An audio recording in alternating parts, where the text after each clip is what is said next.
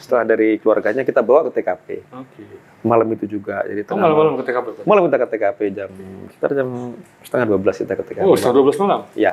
Ngapain? Itu ini off the record berarti Pak? Maksudnya kita belum tahu nih. Setengah 12 malam ke TKP berarti ya? Setengah 12 malam kita ke TKP dengan Danu. Kalau penyebab kematian udah jelas kan, itu akibat kerusakan jaringan otak. Iya. Nah, tipe perlukaan ini yang coba saya gali dari para dokter ini. Ini ada luka yang pecah tengkorak kepalanya sehingga menembus sampai ke jaringan otak.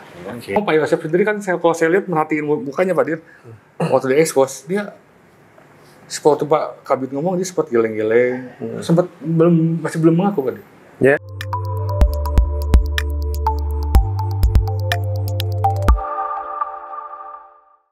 Halo Tribuners, jumpa lagi dengan saya, host Tribun Jabar, Mega Nugraha Soekarna. Saat ini kita akan membahas lagi soal kajian-kajian hukum, dan kali ini kajian hukumnya lebih spesial karena membahas soal kasus Subang. Dan kebetulan saya sudah berada di gedung di Treskrimum Polda Jabar di Jalan Soekarno-Hatta, dan bersama saya sudah ada the newsmaker kita, Bapak Kombes Pol Surawan, selaku Direktur di Treskrimum Polda Jabar. Selamat malam Bapak, terima kasih sudah bisa memfasilitasi kami bisa ngobrol sedetail ini dengan Bapak. Terima kasih. Selamat Pak. Selamat. Ya. Pertama saya ingin mengucapkan selamat dulu ke Pak Dir nih, karena ya bagaimanapun juga ya dari segala perdebatan yang ada di luar, toh inilah fakta yang sudah terungkap dan inilah hasil kerja polisi dalam mengungkap kasus Subang yang sudah terjadi sejak 18 Agustus 2021. Apapun perdebatan di luar, ya kita juga perlu mengapresiasi. Inilah hasil yang telah dilakukan oleh penyelidik Polda Jabar di bawah Pak Dir bersama tim yang ada di gedung ini. Pak Dir, mungkin kita ini surprise ya, misalnya ini kasus yang hebat dan ini bisa terungkap. Kira-kira bagaimana Pak Dir mengungkap ini? Dari kemarin kan sudah dijelaskan, mungkin kira-kira. Ya. Dari mana awalnya kita bisa akhirnya terungkap? Karena semua orang sudah saat ini udah sempat jong juga blank ini Pak. Gitu. Ya mungkin kita mulai semenjak bulan Juli ya. Kalau kita melihat peristiwa sendiri kan memang udah lama. Semenjak tahun 2021 itu kejadian kan sekitar tanggal 18 Agustus. Ya. Nah kebetulan saya di sini bergabung di jajaran di Treskrimum Polda Jabar kan sekitar bulan Juli kemarin. Bulan Juli 2023 ya bulan Juli ya, pertengahan Juli lah. Nah mungkin dari beberapa tunggaan perkara yang ada di sini coba kita gali kembali, termasuk salah satu di antaranya ya kasus Subang ini kan memang dulu cukup ramai. Ya saya juga sempat mendengar tentang kasus ini kan dulu cukup ramai sekali di media sosial.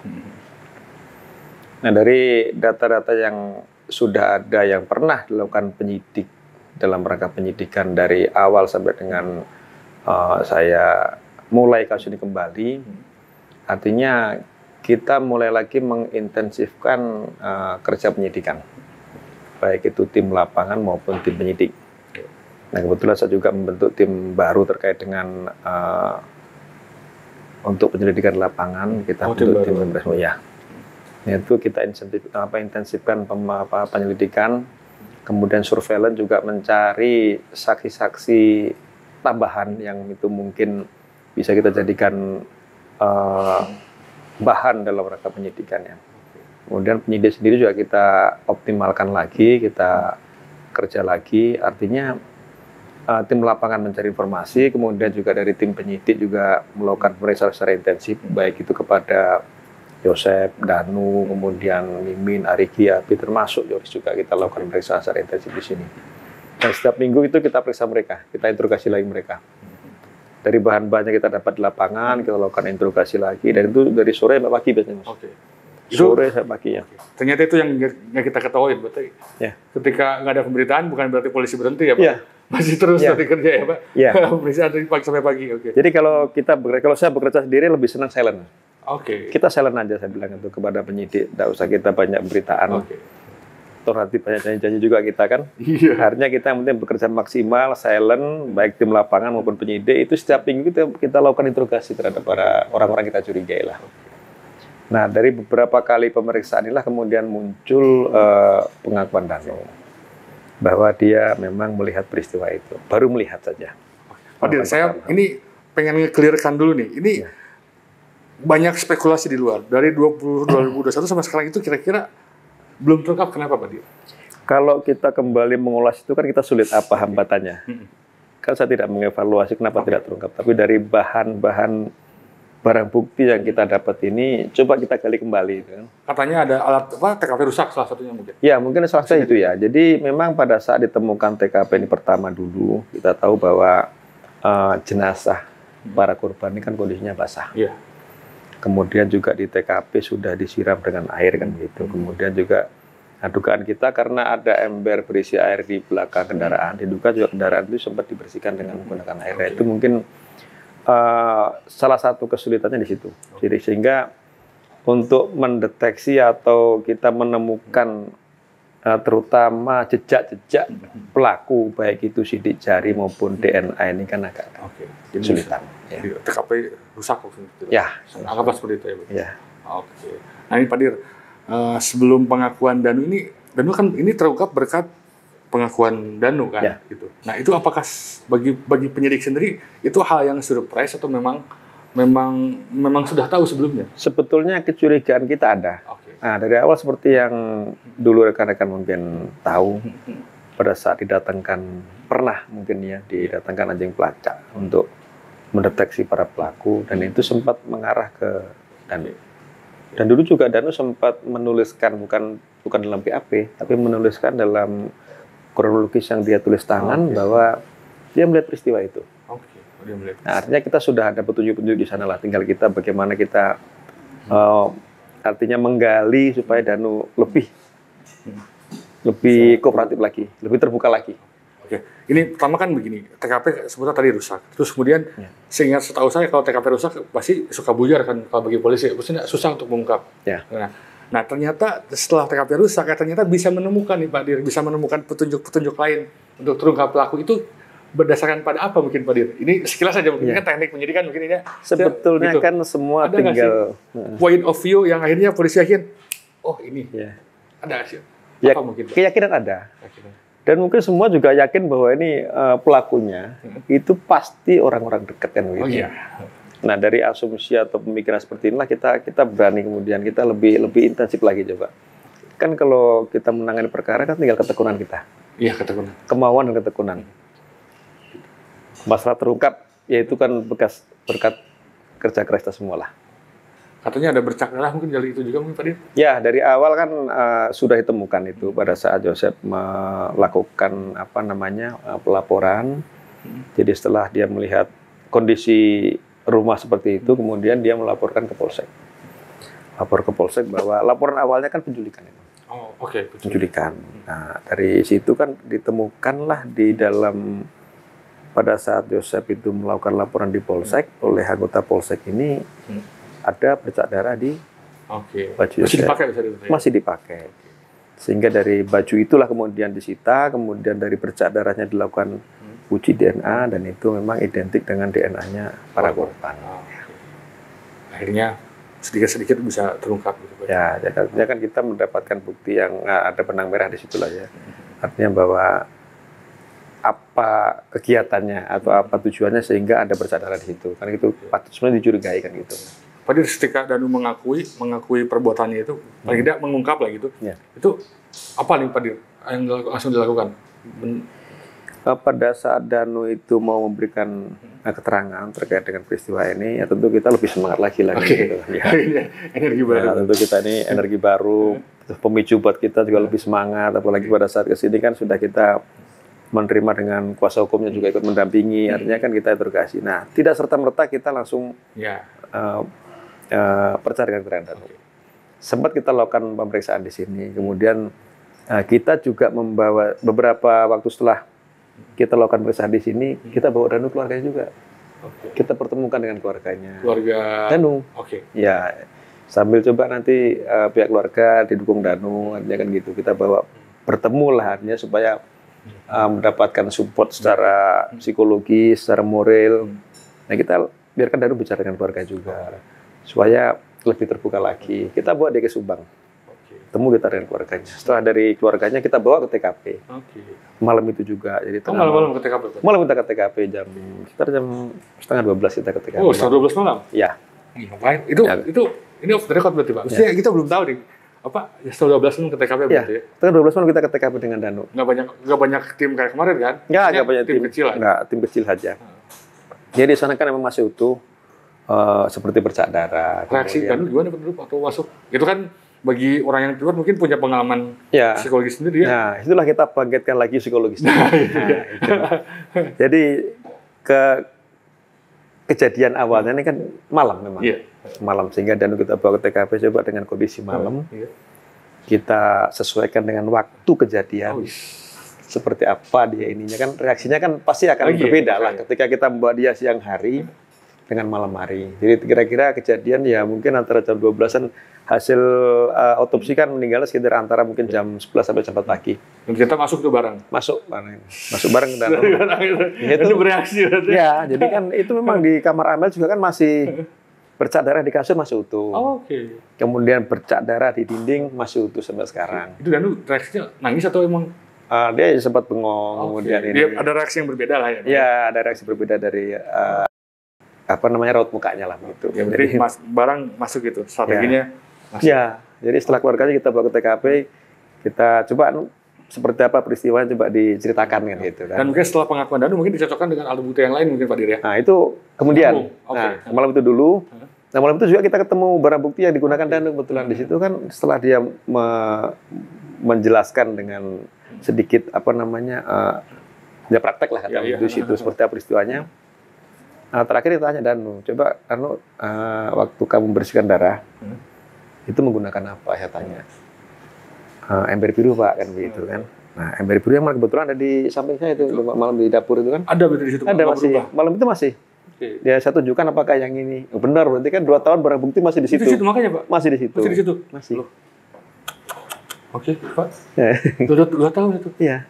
Sampai kira-kira jam 3 kita di situ. Bolak-balik kita interogasi Danu di TKP kan gitu. Nah, kemudian terkait dengan kecocokan keterangan dengan kondisi TKP, itu setelah kita lakukan olah TKP ulang. Oh iya. Ya, karena ada olah TKP ulang ke sana. Jadi, ketika olah TKP kan kita undang, datangkan Inafis, kemudian Puslapor, kemudian juga Iden. Kita gelar lagi itu seperti apa, hasil pemotretan dari identifikasi, kemudian dari Inafis, swab, sidik jari sebagainya, kemudian hasil swab, DNA yang dilakukan oleh Puslapor. Nah, itu kita gabung. Sempat ada keterangan berbeda di situ.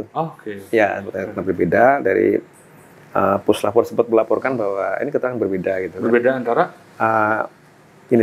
Awalnya Danu menyatakan bahwa Bu Tuti dibunuhnya di kamar Amel, kan gitu. Nah, ternyata dari hasil lapor di situ tidak ditemukan DNA Bu Tuti, seperti itulah kira-kira. Dan di situ kita interogasi lagi. Memang di kamar Amel sampai sekarang masih ada itu. Nah, di kasur kan masih ada berdarahnya. Darah yang kering. Nah, ternyata hasil swab dari Puslapor, ternyata di situ hanya satu DNA. DNA-nya Amel saja. Nah, kemudian interogasi lagi. Nah, terus buktinya di eksekusinya di mana gitu kan?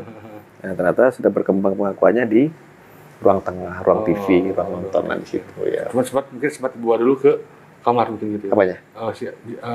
Bu Tutinya enggak? Enggak, tadi jenazah Amel kan di kamar. Iya, jenazah Amel di kamar. Di kamar. Nah, pengakuan Danu kan awalnya Bu Tuti di eksekusinya di sini. Tapi kan di situ tidak ditemukan hasil swabnya tidak ada DNA dari Tuti. Artinya kan dia bukan bunuhnya bukan di situ, definisinya bukan di situ. Tadi saya menarik ini kemarin Pak Dir sempat bilang, Pak Kabid ya sempat bilang kita melibatkan 6 saksi ahli. Salah satunya itu saksi ahli satwa.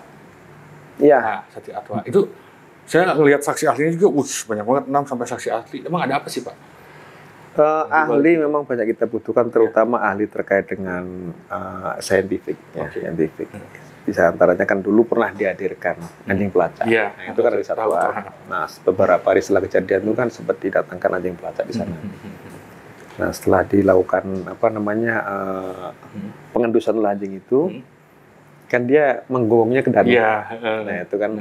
Nah, indikasi-indikasi itu kan yang tahu ahlinya. Seperti ahli satwa kan tahu, kalau ini indikasinya ini dari penciumannya.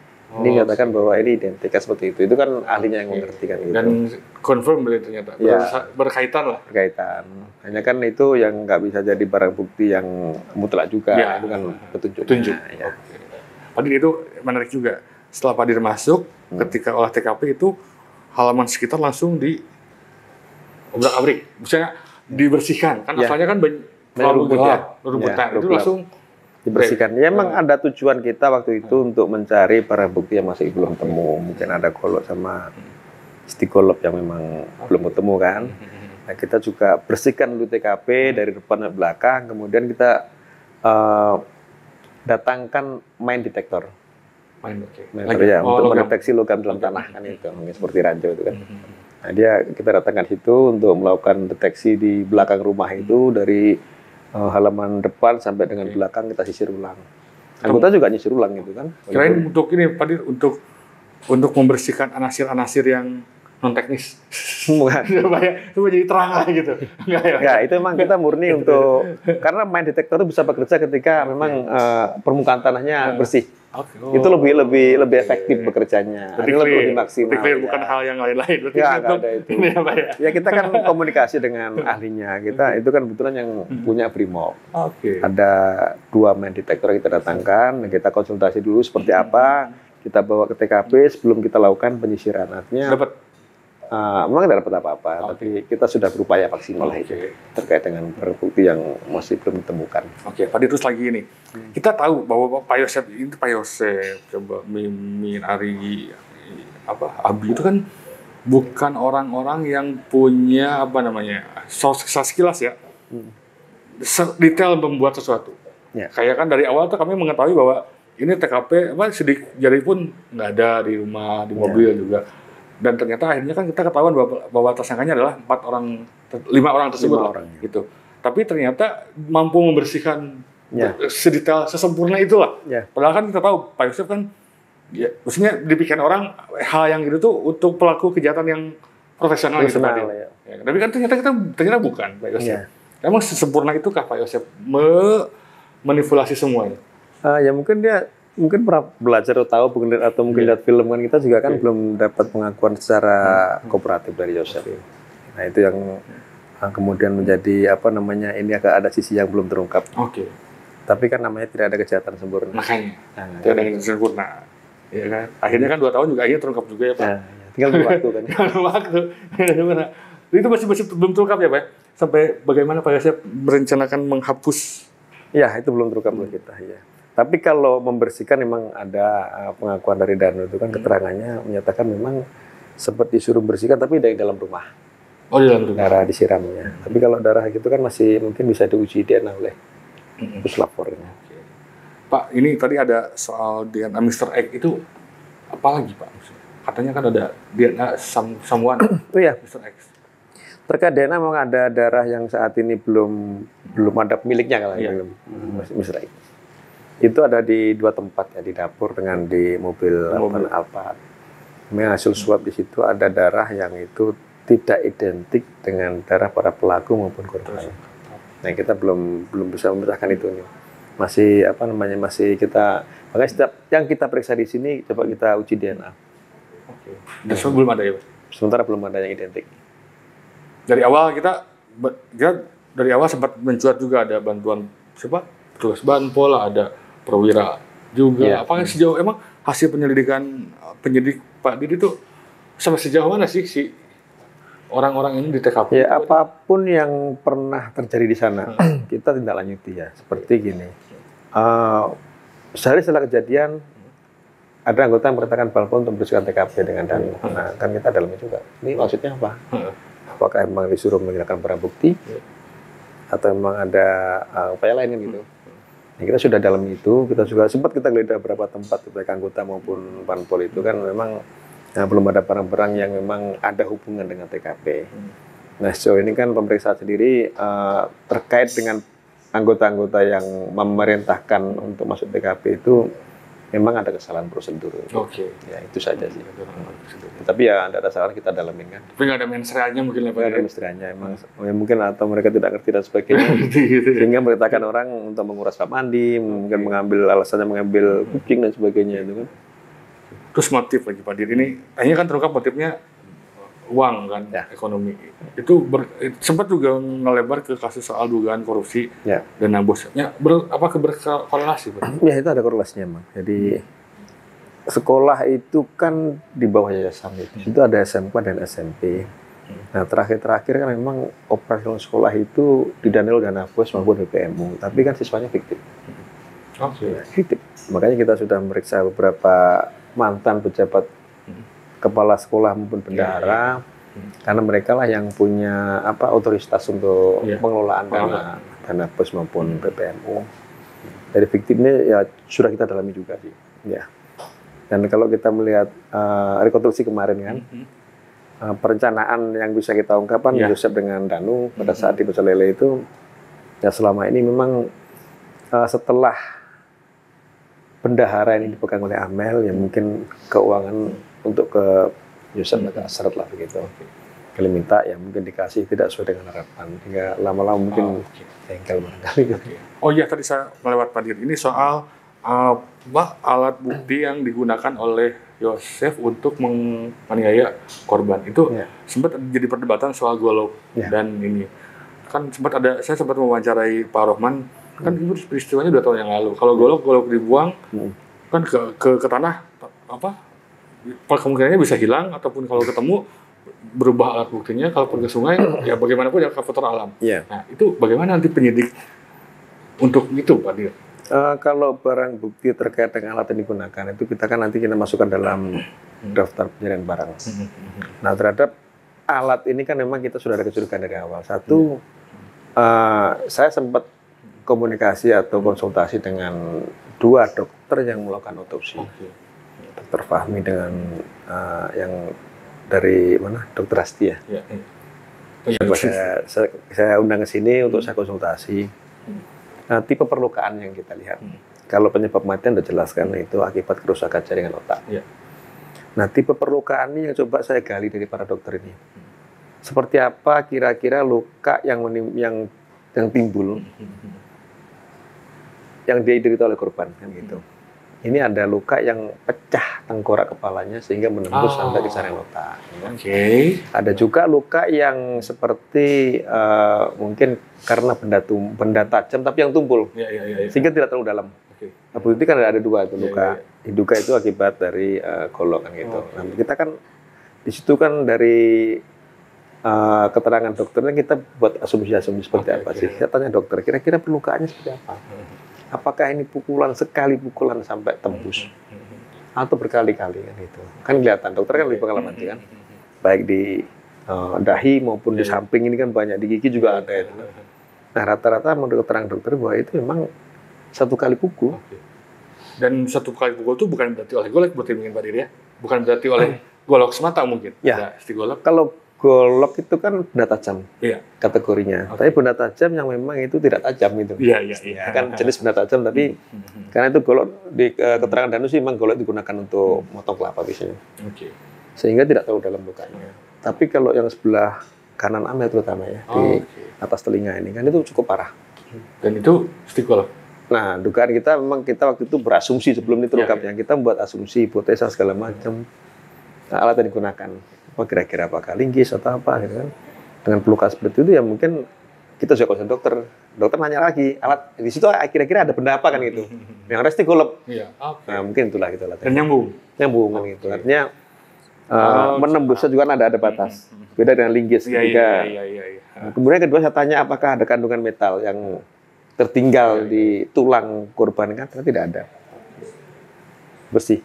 Kalau mungkin dipukul kayu kan mungkin ada bekas serat kayu atau pukul besi yang berkarat, mungkin ada kandungan metal yang tertinggal. Tapi kalau stigolop kan saya betul ini kan. Dan stigolop ini kan memang metalnya cukup kuat. Tebal gitu ya. Titanium kan itu. Kalaupun dipukulkan memang tidak meninggalkan bekas atau tidak meninggalkan unsur metal di beda dengan golok yang meskipun nggak tajam tapi ada apa namanya? Yang karat sedikit, masih ada mungkin ya kalau ada benturan dikit aja begitu ya. Di luka para korban tidak ada kandungan metal yang tertinggal di situ sama sekali. Terungkap ya, berarti ini golok bukan hanya satu-satunya yang digunakan alat untuk peristiwa tersebut. Ada penyebab kematian lain yang membuat Amel ya nggak selamat. Salah satunya mungkin pukulan Stikular tadi ya Pak. Ya itu kan karena menembus otak, tulang tengkorak sehingga mengakibatkan kerusakan jaringan otak. Jadi Pak Dir ini tuh, ini perencanaan 340 kan Pak Dir perencanaan. Nah cuman perencanaannya ini ke Ibu Tuti atau di tengah jalan ada amil juga ada? Kita baru mengungkap perencanaan ini kan antara Yosep dengan Danu ya. Danu. Tapi dari gambaran peristiwanya itu kan setelah Danu di TKP, dia menunggu di garasi itu, kan tiba-tiba muncul 2 orang lagi. Nah, kalau tidak direncanakan, tidak mungkin mereka muncul kan gitu. Dari rangkaian-rangkaian inilah yang kita bisa menggambarkan bahwa ini peristiwa memang direncanakan. Maksudnya direncanakannya untuk menghabisi Bu Tuti atau memang sekaligus dua-duanya? Atau pas ketika mau eksekusi Bu Tuti ternyata tengah jalan Bu Amel histeris juga misalkan jadilah 2. Ya jadi kalau tidak terungkap ya bahwa ini apakah mau Bu Tuti aja atau Amel aja, tapi setelah peristiwa pembunuhan Bu Tuti kemudian masuk kamar dan Amel juga dihilangkan nyawanya. Terus ini lagi Pak Dir, banyak pertanyaan yang banyak tanya sebenarnya. Terus kan kemarin ekspos 3 tersangka lain nggak dihadirkan di Pak Dir. Itu bagaimana? Nah, kebetulan mereka lagi pra sekarang kan gitu. Ya? Lagi pra peradilan. Ya, lagi prapit. Nah, kita beri kesempatan dulu lah. Namanya itu kan proses hukum. Tapi polisi penyidik sudah mengantongi bukti permulaan cukup mungkin. Sudah cukup, sudah ada bukti kan, satu keterangan Danu, juga ada keterangan beberapa keterangan lain yang melihat mereka TKP gitu. Ini jadi soal penahanan mah kan banyak yang tanyain soal penahanan, mungkin nunggu waktu mungkin. Ya, kita nunggu waktu lah, sambil menunggu mungkin ada tambahan nanti keterangan lain supaya kita bisa menahan mereka. Pak Dir, ini ngomong-ngomong susah nggak sih nangan gini Pak Dir? Kalau dibilang sulit, dan namanya kita belajar kan, belajar supaya penyidikan juga sempurna kan gitu. Dalam artian kita mengedepankan saintifik. Jadi langkah per langkah, item per item selalu kita kontrol. Ini kan Pak Dir masuk ke, jadi Tribunnews Pak Dir ini masuk ke Jabar ini bulan Juli Pak Dir ya? Juli ya. Bulan Juli 2023, terus kemudian terungkap kemarin tanggal November lah ya. Oktober ya. Itu 2 bulan 3 bulan mungkin 3 bulan. Berarti emang ketika masuk emang udah nggak ada hambatan ya Pak Dir ya? Kita mungkin boleh lah Pak Dir bagi-bagi ilmu scientific investigation lah Pak Dir. Kita karena ini setelah ada kasus Bang, banyak tiba-tiba yang jadi ahli. Ada juga yang tercerahkan dengan penjelasan Pak Dir soal scientific investigation. Mungkin semacam kesulitan tersulit lah Pak Dir untuk kasus ini Pak Dir. Sebenarnya akhirnya bisa terungkap. Iya, sebenarnya kan kalau kita tekun ya gini. Iya. Ini kan ada beberapa bidang ilmu kan. Iya. Seperti gini, ada ahli-ahli dokter forensik. Ada ahli terkait dengan pemeriksaan DNA, di situ puslapor, kemudian identifikasi yang dia melakukan olah TKP, kemudian juga inafis. Semua kan ada bidangnya nih. Nah dari beberapa temuan-temuannya coba saya rangkai lagi gitu kan. Pasti dokter saya undang ke sini, lapor kita undang olah TKP seperti apa, cocok nggak keterangan Danu dengan kondisi TKP seperti itu kan. Itu yang saya lakukan gitu kan. Artinya semua bidang ini kita dalami. Kita seperti merangkai puzzle kan. Iya, begitu puzzle. Ini dapat keterangan apa. Kan seperti gini, kita nggak bisa memaksa dokter forensik misalnya kan. Ini alat digunakan apa kan nggak bisa. Dokter forensik hanya menyatakan penyebab kematiannya. Atau kita menanya kepada puslapor, ini kira-kira matinya kenapa? Kan nggak bisa dia. Dia hanya menguji swab, Pak, bahwasanya di TKP ada bercak darah yang kita uji DNA-nya identik dengan si A misalnya. Atau kita lakukan swab di baju korban, ada sidik jari mungkin dari tangan atau sidik jari ataupun DNA yang berasal dari pegangan tangan kan begitu. Itu coba kita rangkai. Satu-satu kita merangkap pasal, petunjuk ini gabung. Kan, iya. Semua punya disiplin masing-masing. Kalau saintifik kan itu udah pasti ya Pak. Jadi, iya. Nah ngomong-ngomong Pak Yosep sendiri kan kalau saya lihat merhatiin mukanya Pak Dir waktu di expose dia seperti Pak Kabit ngomong dia sempat geleng-geleng, masih belum mengaku Pak Dir. Ya, ada masalah dia kan. Yang penting kita sudah menemukan alat bukti, barang bukti yang menguatkan dia sebagai pelaku. Karena kan bukan pengakuan yang dicari polisi ya, ya kita nggak mau cari pengakuan. Yang penting kesaksian, alat bukti, kemudian barang bukti, semua sudah mengarah ke sana. Pak Yosep sekarang sehat di sini, Pak. Kenapa? Pak Yosep sehat sekarang, Pak. Ya, kondisi di tanah sih sehat-sehat. Sehat aja, Pak. Kemarin dia lihat mukanya tenang-tenang aja, Pak. Ya, seperti itulah kira-kira. Sempat kami ya sebagai wartawan kami sering lihat lah pelaku-pelaku pembunuhan yang ketangkap tuh pasti menyesal. Jadi nangis atau nunduk ini dia masih berusaha kejar. Kita kan seperti Danum gini ya. Danum kan kita juga lakukan pemeriksaan secara psikologis. Dari LPSK juga mengirimkan ahli psikologi ke sini untuk melakukan pengamatan terhadap Danu. Jadi seperti duka aja juga sama, artinya Danu keterangannya tidak sekaligus lah gitu. Sepotong, dalam artian juga dia harus menerima satu keyakinan bahwasannya saya mendapatkan perlindungan. Selain dia juga keluarganya dilindungi. Nah, itu kan kita yakinkan seperti itu. Makanya kita bawa Danu ke sana, ini loh keluargamu. Ini anggota yang jaga kamu nanti. Ada anggota yang ngawal. Ada jaga keluarganya masih. Sampai sekarang masih ada. Bahkan rumahnya juga kita pasang CCTV untuk pengamanan. Itu di rumah keluarga Danu. Ini seperti kasusnya yang kemarin, Barada Eliezer itu, dilindungi kan. Jadi ingat, ini kasus sebenarnya mengingatkan ke kasus kemarin. Dilindungi ini kurang lebih seperti itu ya Pak ya, si Jesse ini dilindungi. Jesse dilindungi. Jadi kan dari LPSK kan melakukan pengamatan juga terhadap Danu, keterangan diulang-ulang lagi, datangkan psikologi sampai ada keyakinan bahwa oh ya keterangan Danu memang konsisten. Ada konsistensi dia. Jadi kita uji juga setiap malam kadang-kadang saya undang ke sini. Kita undang kopi yang menurut kondisi ruangan. Sambil menguatkan mental dia lah. Jadi ngomong-ngomong, ini selama karir Pak Dir ini paling susah atau gimana Pak Dir? Apanya? Kasus Subang ini. Selama karir Pak Dir sebagai... Ya kalau terungkap berarti nggak susah. Ya maksudnya dari maksudnya penegasan udah clear. Berarti ini bukan yang tersulit begitu Pak Dir ya? Ya jadi ya mungkin saya beberapa kali jadi direktur lah, kasus pembunuhan itu selalu saya terungkap. Enggak. Terakhir di Polda Bali kan Pak? Di Bali ya betul. Di Bali selama saya di sana ya setiap kasus pembunuhan selalu terungkap. Paling lama seminggu terungkap lah. Seminggu? Ya. Mungkin ini agak lama mungkin ini ya Pak Dir? Ya kalau tapi terungkap juga kok akhirnya, agak lama. 3 bulan kan. Makanya kita sekarang tim Resmob kita ini kan bekerja terus. Backup wilayah, kemudian juga menangani kasus-kasus yang memang agak sulit. Itu selalu kita backup wilayah supaya cepat terungkap. Nah, selama saya di sini mungkin setiap bulan pasti terungkap. Pasti terungkap. Ya.